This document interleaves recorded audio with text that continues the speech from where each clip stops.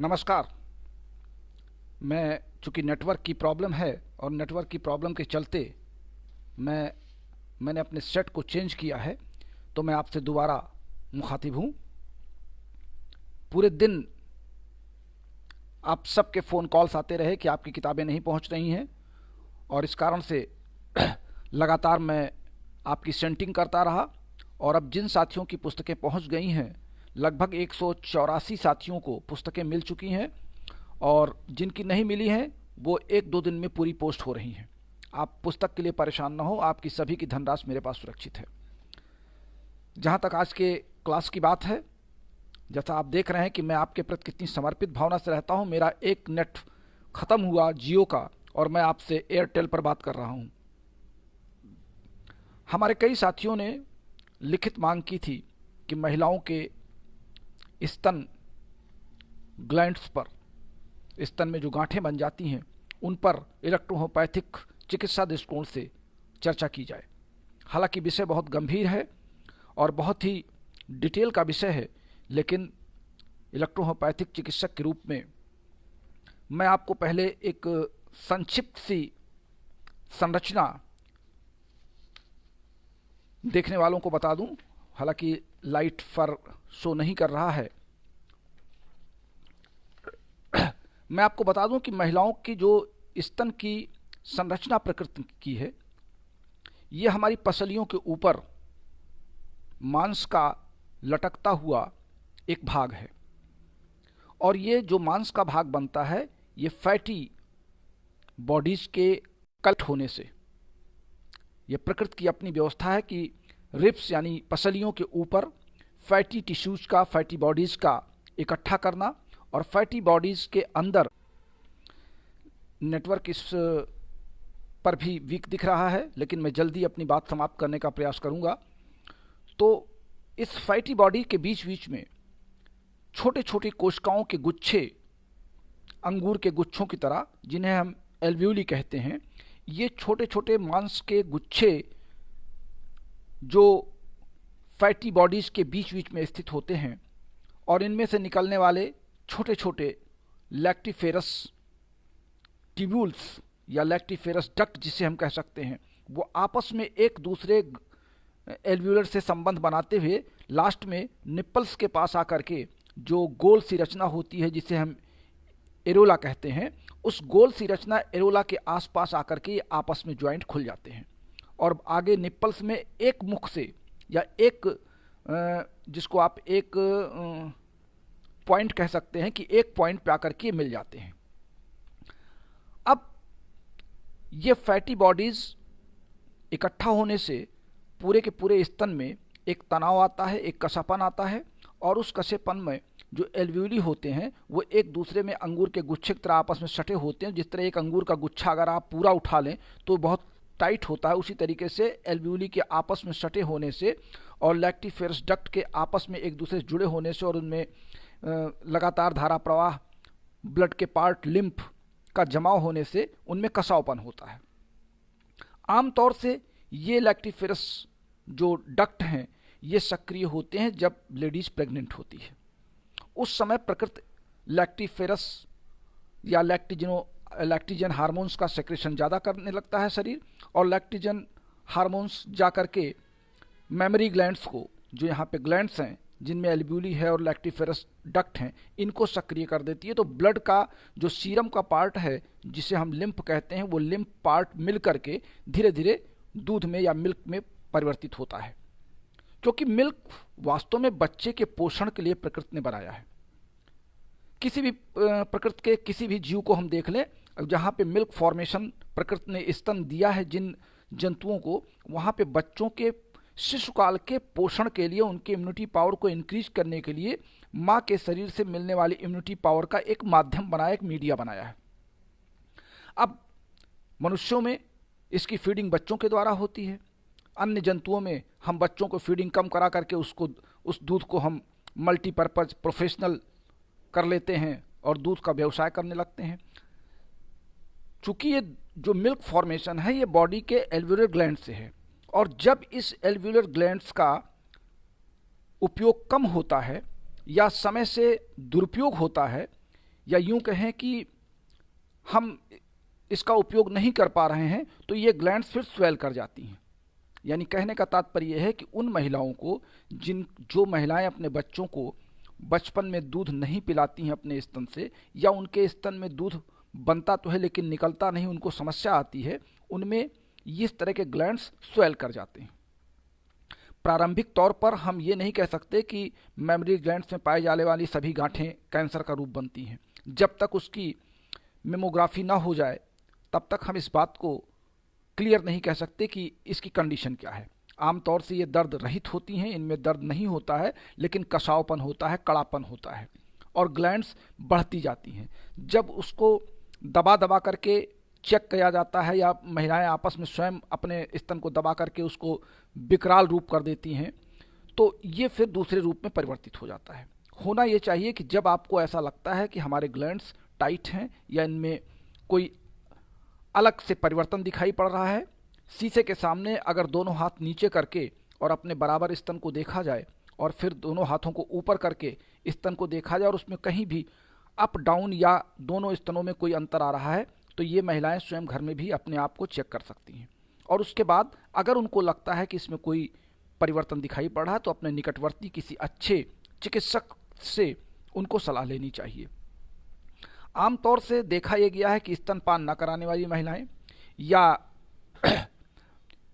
MC का या menstrual cycle का अपेक्षाकृत जल्दी बंद हो जाना यानी मीनोपॉज हो जाना, या कम उम्र में गर्भ धारण करने के बाद लगातार बहुत ज़्यादा बच्चे पैदा होना या कम बच्चे पैदा होना, इसके भी बहुत सटीक कारण नहीं कि ये ग्लैंड्स क्यों उभर के आते हैं, लेकिन जो 2-3 कारण वैज्ञानिक स्तर पर उभर के आए हैं, उनमें ये भी देखा गया है कि बहुत कसे हुए वस्त्र पहनना, प्राकृतिक रूप से हार्ड बेड पर न सोना और धंसी हुई चारपाइयों में या बेड में सोना, या बहुत सी महिलाएं सिकुड़ करके सोती हैं जिससे लगातार उनके घुटने या पैर सीने की तरफ दबे रहते हैं, उससे भी उनको गांठों के बढ़ने या उसके पोजीशन में अंतर आती है। अब ये पोजीशन का मतलब ये है कि ये वैज्ञानिक तौर पर एक अनुभव की बात है कि जिस करवट महिलाएं ज़्यादा सोती हैं उस तरफ के स्तन में इस तरह की गांठ बनने की संभावनाएं ज़्यादा होती हैं। विशेष करके जब बच्चा स्तनपान नहीं कर रहा होता है, या महिलाएं उस उम्र अवस्था में आती हैं जब उनके बच्चे नहीं होते हैं और स्तनपान नहीं हो रहा है, और स्तन में एल्वेओरी ग्लैंड्स बने हुए हैं और वहाँ पर लैक्टिफेरस डक्ट में स्वेलिंग आ रही है। शारीरिक श्रम कम करना, ज़्यादातर बैठ करके अपने समय को पास करना, इसीलिए कहा गया है कि आप देखें पहले की महिलाएं सिलबट्टे पे काम करती थीं, आटा चक्की घरों में पहले चक्की चलती थी, और जिसको कहते हैं वो हम लोगों के यहाँ जांता कहते थे उसको। हमें याद है कि हमारी दादी, हमारी माँ जांता चलाती थी और उसमें गेहूँ डाल करके और आटा खुद पीस लेती थी, और रोज़ खाना बनाने भर को उतना आटा निकल आता था। गांव में औरतें शारीरिक श्रम में पहरुआ चलाती थीं। खूब देखा गया है कि उस धान को ओखली में डाल करके उसका कूटन करना। तो जो महिलाएं शारीरिक श्रम ज़्यादा करती हैं, कुएं से पानी खींचना, जहाँ पर शारीरिक श्रम फिजिकल एक्टिविटीज़ आपके मांसपेशियों का, कंधे का और रिब्स का होता रहता है, वहाँ पे ब्लड की सप्लाई पूरे के पूरे सीने के सामने और मेमरी ग्लैंड्स पर, स्तन पर ब्लड की सप्लाई प्रॉपर वे में रहती है। और जब हम अपने कार्य को निष्क्रिय कर देते हैं तो स्वाभाविक है कि मेमरी ग्लैंड्स की भी जो नर्व्स हैं, जो तंत्रिकाएं हैं, वो निष्क्रिय हो जाती हैं और फिर वो पड़ी रहती हैं, तो वो स्वेल कर जाती हैं। हालांकि इस पर बहुत से ज़्यादा शोध किए गए, लेकिन कोई सटीक कारण, बहुत अच्छा निष्कर्ष नहीं निकल के आया। लेकिन आम तौर से ये देखा गया है कि 20 वर्ष से लेकर 90 वर्ष तक की महिलाओं को इस तरह के ग्लैंड्स की स्वेलिंग देखी गई है। अधिक फैटी पदार्थों का खाना ये भी एक कारण बनता है, क्योंकि इसमें एस्ट्रोजन हार्मोन्स के बनने की संभावनाएं बहुत ज़्यादा रहती हैं। एस्ट्रोजन हार्मोन्स के ज़्यादा निकलने से लैक्टिफेरस डक्ट ज़्यादा सक्रिय हो जाते हैं, लेकिन चूंकि बच्चा स्तनपान नहीं कर रहा है तो फिर वहाँ पे स्वेलिंग आती है, और स्वेलिंग आने से फिर वो ग्लैंड्स डेवलप कर जाते हैं। ग्लैंड्स फिर आपस में जुड़ते जाते हैं, वो कड़े हो जाते हैं, और जब कड़े होने लगते हैं तो फिर उनमें पेन उभरना शुरू होता है, फिर पस बनने की स्थिति आती है। तो ये तमाम शुरुआती दौर हैं जहाँ पे ग्लैंड्स की शुरुआती दौर में ही अगर हम चिकित्सक से सलाह ले लें तो हम इस पर काबू पा सकते हैं। अब आइए हम चर्चा करते हैं कि अगर इलेक्ट्रोहोम्योपैथिक चिकित्सक के पास इस तरह का कोई मरीज आता है तो आप क्या करें। देखिए, हमारे यहाँ मैंने पहले भी आपसे कहा है, हमारे जो न्यू कॉमर्स इस समय हमारे इस वीडियो को सुन रहे हैं या ऑनलाइन हैं, मैं देख रहा हूँ कि लगभग 50 से अधिक लोग इस समय ऑनलाइन हैं और आप सभी लोग हमको प्रणाम कर रहे हैं।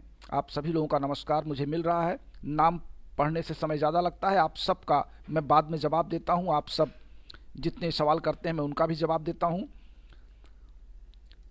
हमारे यहाँ रोग की दवा नहीं है, यानी हमारे यहाँ मेमोरी ग्लैंड्स की स्वेलिंग या स्तन ग्रंथियों में होने वाले शोथ की दवा नहीं है, लेकिन हमारे यहाँ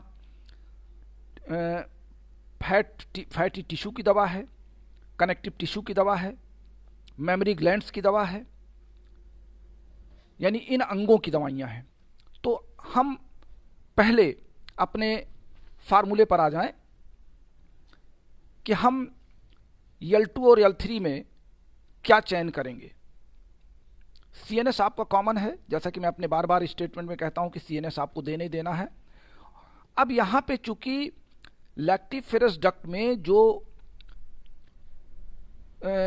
आपका सीरम या लिम्फ का जो बहना चाहिए, जो बहाव होता है, वो एक जगह जा करके निप्पल्स के आसपास, एरोला के आसपास जब रुकने लगता है तो पीछे उसमें ग्लैंड्स कड़े होने लगते हैं। यानी हमको ये करना है कि जब बच्चा स्तनपान नहीं कर पा रहा है या ग्लैंड्स दिखाई पड़ रहे हैं, स्वेलिंग दिखाई पड़ रही, कड़ापन उसमें आ रहा है, तो हमें वहाँ से ब्लड के प्रॉपर सर्कुलेशन को आगे करना है। ऐसी दशा में हम L3 का प्रयोग करते हैं। L3 हमारी एक्सक्रेटरी सिस्टम, या हम ये कह दें कि एक्सक्रेट करने वाली मेडिसिन है। वहाँ से हमको जो प्लाज्मा बचा हुआ है या लिम्फ बचा हुआ है, हमको वहाँ से हटाना है। वहाँ पे अगर रुका रहेगा तो वो गड़बड़ करेगा। इस नाते हम पहली दवा का चुनाव करते हैं L3 दवा। आप ध्यान से सुने, L3। फिर C2 हमारी मेमोरी ग्लैंड्स की दवा है, कनेक्टिव टिश्यू के साथ जोड़ते हुए, तो हम यहाँ पे C2 का प्रयोग करेंगे। यानी हमारी दो दवाइयाँ सिलेक्ट हुई, L3 और C2। तीसरी दवा हम सेलेक्ट करेंगे C4। C4 आमतौर से बोन की दवा है। हमारे तमाम साथी चौंक जाते हैं कि आप कई जगहों पे C4 का अनावश्यक प्रयोग बता देते हैं और ये हमारी समझ में नहीं आता है। C4 का मैंने आपको प्रयोग बताया है। C4 का प्रयोग हम पाइल्स में भी करा देते हैं। मैं आपको जान के ताज्जुब होगा कि मेरे पास पाइल्स के 2 रोगी ऐसे आए जिनकी ग्लैंड्स, वहाँ पे जो गांठें बन गई थी एनस के आसपास, वो नहीं गल रही थी और उनको सब कुछ लाभ हुआ था, लेकिन वो लग रहा था गांठें खत्म नहीं हो रही हैं, वो लटके हुए मांस के टुकड़े और कड़े हो गए थे। मैंने C4 का प्रयोग किया तो वो उसमें बहुत अच्छा रिस्पॉन्स मिला। C4 जहाँ भी शरीर में कड़ापन आ जाए, मांसपेशियों का जमाव हो जाए। अब बोन क्या है? बोन भी आपकी टिश्यू है। तो जहां पे ये कॉम्पैक्ट टिश्यू है, तो बोन यानी एक हार्ड स्ट्रक्चर है। तो जहां अब जब ग्लैंड्स बनेंगे, मेमोरी ग्लैंड्स में जब स्तन में गांठें बनेंगी तो वो कड़ी हो जाएंगी। उस कड़ेपन को मुलायम करने के लिए, उसको आपस में गांठों को छुड़ाने, क्योंकि एक जंक्शन है ना, एक नर्व से दूसरी नर्व का जंक्शन और एल्ब्यूली में जाकर के मिल जाते हैं। तो हमें स्तन की गांठों में जो आपस में कड़ा सटाव आ गया है, आपस में जो उनका उलझ गए हैं या ग्लैंड्स एक तरीके से वो जंक्शन बना लिए हैं, उस जंक्शन को हमें छुड़ाना है। तो जंक्शन को छुड़ाने के लिए हमको वहाँ पे C4 भी देना पड़ता है और C4 का बहुत अच्छा रिस्पॉन्स मैंने इसमें देखा है। हमारे पास पिछले 36 वर्षों में लगभग 30 के आसपास इस तरह के रोगी मेमोरी ग्लैंड्स के मुझे मिले हैं और 30 में से लगभग मैंने 18 या 19 को कंप्लीट रेस्ट दिया है और अभी कुछ की दवाइयाँ चल रही हैं। तो L3, C2, C4। अब इसके बाद हमको यहाँ पे एक इलेक्ट्रिसिटी BE देना पड़ेगा। BE इसलिए देना है कि हमको वहाँ पर प्रॉपर, चाहे वो लिम्फ का सर्कुलेशन हो, चाहे वो ब्लड का सर्कुलेशन हो, चाहे एक्सोप्लाज्म नर्व के अंदर का एक्सोप्लाज्म का सर्कुलेशन हो, वहाँ पे प्रॉपर सर्कुलेशन बनाए रखने के लिए हमको BE देना पड़ेगा। यानी हमारा पहला फार्मूला बना L2 + C2 + C4 + BE। हम इसको 10-10 ड्रॉप 30 ml में मिला करके फिर रोगी से कहेंगे कि आप इसको घर में 10-10 बूंद 1 कप पानी में मिला करके 4 बार लीजिए। फार्मूला आपकी समझ में आ गया? L3, C2, C4, BE। फिर दूसरा फार्मूला देखिए, चूंकि दर्द हो भी सकता है, दर्द नहीं भी हो सकता है, तो हम CNS पहले उठाएंगे जो हमारी सेंट्रल नर्वस सिस्टम की दवा है। सीएनएस, जो लोग सीएनएस में बार बार कंफ्यूज कर जाते हैं कि सीएनएस आप क्यों देते हैं, मैंने कहा कि सीएनएस हमारे फार्मूले की एक कंपलसरी मेडिसिन है जो हम लगभग हर रोग में देते हैं। और चूंकि मेमोरी ग्लैंड से संबंधित जो रोगी आएगा वो क्रॉनिक ही होगा, तो सीएनएस नंबर 2 यानी क्रॉनिक में S5C5L1A3 या फोन बेनवन वाला जो फार्मूला हमारा है वो सीएनएस का आप उठाएंगे और उसमें आप C7 लगा देंगे। C7 के साथ आप GE लगा देंगे, यानी पहले फार्मूले में हमने इलेक्ट्रिसिटी बी का प्रयोग किया है और दूसरे फार्मूले में CNS plus C7 plus GE का प्रयोग किया है। जी का प्रयोग मैंने आपको बताया है कि ये पस टेंडेंसी को रोकेगी। इफ बट अगर है आपके ग्लैंड्स में और कहीं पर लग रहा है कि यहाँ पे कड़ापन है और उसमें पस बनने की संभावनाएं दिख रही हैं या निप्पल से कोई रिसाव हो रहा है, तो सारे रिसाव को जी रोक देगा। मैं इस चर्चा के दौरान आपको एक अच्छा उदाहरण दूं, हमारे डॉक्टर AC त्रिपाठी गोंडा से, मैं देख नहीं पाया कि वो लाइन पर है कि नहीं है। उनके यहाँ एक इस तरह की रोगी आई थी जिसके स्तन में गांठें थी और फिर किसी सर्जन ने उसको ऑपरेट किया था और उसके बाद लगभग 6 महीने बाद उसको दूसरी गांठ निकल आई, उसको भी ऑपरेट किया गया, फिर तीसरी गांठ निकली और फिर वो उस सर्जन के पास नहीं गई, डॉक्टर AC त्रिपाठी के पास आई अपनी कंप्लेंट लेके, और उसके स्तन में सूजन बहुत ज़्यादा थी और निप्पल से लगातार सीरम, एक तरीके का पस फॉर्मेशन लगातार जारी था और उसके कपड़े ख़राब हो रहे थे। डॉक्टर त्रिपाठी ने मेरे पास फ़ोन किया कि ऐसी ऐसी समस्या है। मैंने उनको ये फार्मूला बताया था और इस फार्मूले पर उस लेडी का स्राव रुक गया, उसकी स्वेलिंग कम हुई, उसका पेन कम हुआ और अभी उसकी दवा किस रूप में चल रही है अभी मैंने उसका इधर परिणाम नहीं पूछा है, लेकिन बीच में डॉक्टर त्रिपाठी के यहाँ जब मैं गया था अभी उनके यहाँ पार्टी में, तो उन्होंने बताया कि उस महिला को काफ़ी आराम है। तीसरा एक और फार्मूला आपको देना पड़ेगा, चूँकि हमको इम्यूनिटी पावर बॉडी की इंक्रीज करनी पड़ेगी और आउटर इन्फेक्शन को रोकना पड़ेगा। हमको यस1 की 20 ड्रॉप सुबह शाम खाने के पहले, आधे घंटे पहले हमको देना है। तो इस तरीके से मेमोरी ग्लैंड्स में या स्तन में होने वाली गांठों पर आपको 3 फार्मूले बनेंगे। पहला फार्मूला आपका है L3 C2 C4 BE, ये आप देंगे 10-10 बूंद दिन में 4 बार। दूसरा फार्मूला आपका है CNS plus C7 plus GE, ये आप देंगे 20-20 ड्रॉप दिन में 3 बार। और तीसरा फार्मूला है आपका यस1, जिसको आप 20 ड्रॉप सुबह शाम देंगे। ये दवा प्रॉपर रोगी की 3 महीने तक कांस्टेंट आपको चलानी है। डोज ये मेरा एक नॉर्मल डोज है, आपके सामने रोगी जिस उम्र के हिसाब से, जिस फैटी बॉडी के हिसाब से आपके सामने दिखाई पड़ेगा, आप उस हिसाब से उसके डोज का चयन स्वयं करेंगे। मेरे डोज को आप स्थिर ना बना लें, उसको कांस्टेंट ना कर लें कि डॉक्टर ने यही डोज बताई थी साथ यही देना है। डोज रोगी की शारीरिक संरचना को देखते हुए सामने बैठा फिजिशियन तय करता है। कोई किताब नहीं डोज बताती है, ना कोई डॉक्टर डोज बताता है। डोज आपका दिमाग उस समय at the time presence of mind dose तय करता है कि हमें इस रोगी को क्या देना है। फिर डोज में आप घटाव बढ़ाव भी करते हैं। आप ये फार्मूले अपनाएं और मैं आपको बताना तो नहीं चाहता, लेकिन आप मेरे इस क्लास को देख के, मेरी आंखों को देख के अंदाज़ा लगा रहे होंगे कि मैं कल से स्वयं अस्वस्थ हूँ। हालांकि दवा मैं ले रहा हूँ, उससे काफ़ी लाभ है, लेकिन मैं वास्तव में बहुत अस्वस्थ हूँ और कल रात मैंने कोई काम नहीं किया था और आज भी काम करने के स्थिति में नहीं था। लेकिन फिर भी आप लोगों के इतने प्रेशर आ रहे थे कि आपकी बुकें नहीं पहुँची, आपकी किताबें नहीं जा रही हैं। दिन में करीब 7-8 लोगों ने कहा कि सर मैंने पैसा भेजा, आपका नहीं आया। हमारे पास देखिए अप्रैल से पैसे आ रहे हैं, अप्रैल 2020 से, और हम फरवरी 2021 में बैठे हैं। हम अप्रैल से दिसंबर तक के साथियों को प्राथमिकता दे रहे हैं, दिसंबर और जनवरी फरवरी के साथियों को भी हम उठा रहे हैं। लेकिन आप इस बात की कल्पना कीजिए कि अगर आप मेरे स्थान पे होते, आपको किताब लिखना होता, क्लास लेना होता, किताब प्रिंट करनी होती, कंपोज करनी होती, प्रेस तक जाना होता, प्रूफ देखना होता, फिर किताबें मंगानी होती, उसकी पैकिंग करना होता, एड्रेस लिखना होता और फिर पोस्ट ऑफिस से जाके संपर्क करना पड़ता और आपके सारे सवालों का जवाब भी देना पड़ता। आप में से जितने लोग इस समय लाइन पर हैं, मुझे कोई एक शब्द, कोई एक व्यक्ति अपने इसी ऑनलाइन पर लिखे कि वो मेरी क्षमता के बराबर अगर काम करना चाहता है तो मैं उसका स्वागत करता हूँ। आप सब अपने अपने निजी कार्यों में व्यस्त हैं और मैं अपने निजी कार्यों से अतिरिक्त समय निकाल करके, अपना नेट बर्बाद करके, अपना टाइम बर्बाद करके आपके लिए क्लास भी लेता हूँ, आपको समझाता भी हूँ, आपको स्नेह भी करता हूँ, आपका प्यार भी पाता हूँ, तो कम से कम ये आरोप न लगाएं कि आपकी किताब क्यों नहीं गई। किताबें एक भी नहीं बचेंगे। जिन लोगों के पैसे मेरे अकाउंट में आ गए हैं, मैं किसी की किताब छोड़ने वाला नहीं हूँ। यहाँ तक कि मैं अगर बाय द वे भूल गया हूँ तो हो सकता है कि आपके पास एक नहीं 2 किताबें चली जाएं। कभी कभी ऐसा होता है, वर्कलोड है, हो सकता है कि मैं आपका एड्रेस दोबारा किसी किताब पे चिपका दूं, चूंकि एड्रेस मैंने स्लिप कर रखा है, लेकिन ऐसा रेयर केस में हो सकता है। और ये आपकी ईमानदारी है कि अगर आपके पास 2 बार बिल्टी चली जाए तो आप उसको वापस कर दें। नहीं वापस करेंगे तो मैं आपसे मांग तो पाऊंगा नहीं, लेकिन फिर भी मेरा यह प्रयास है कि आप सबको किताबें मिलें। चूंकि किताबें अब पर्याप्त हैं, मैंने किताबें और छपवा ली हैं। हमारे कई साथियों ने दिन में प्रैक्टिस ऑफ मेडिसिन की बात की थी कि वो कितनी जल्दी तैयार होगी। देखिए, प्रैक्टिस ऑफ मेडिसिन को मैं एक नए तरीके से, नए अंदाज से लिख रहा हूँ, जो पुराने और नए सभी इलेक्ट्रोहोम्योपैथिक चिकित्सकों के लिए काम आए। इस नाते उस किताब को लिखने में मुझे समय लगेगा। मैं इधर आपकी ये पोस्टिंग ख़त्म कर लूँ, 2-4 दिन में आपकी सभी किताबों की पोस्टिंग ख़त्म हो जाएगी, और मैं मान के चलता हूँ कि 15 फरवरी तक सभी को बुक उनके घर पे मिल जाएगी। जब कुरियर की बुकें आज आगरा पहुँच गई हैं, PS चौधरी ने मुझको फ़ोन करके बताया कि उनको किताब आज मिली है, और परसों यहाँ से कुरियर से गई थी वो, और आज उनको आगरा में मिल गई है। लखनऊ में आज सारी किताबें बट गई हैं।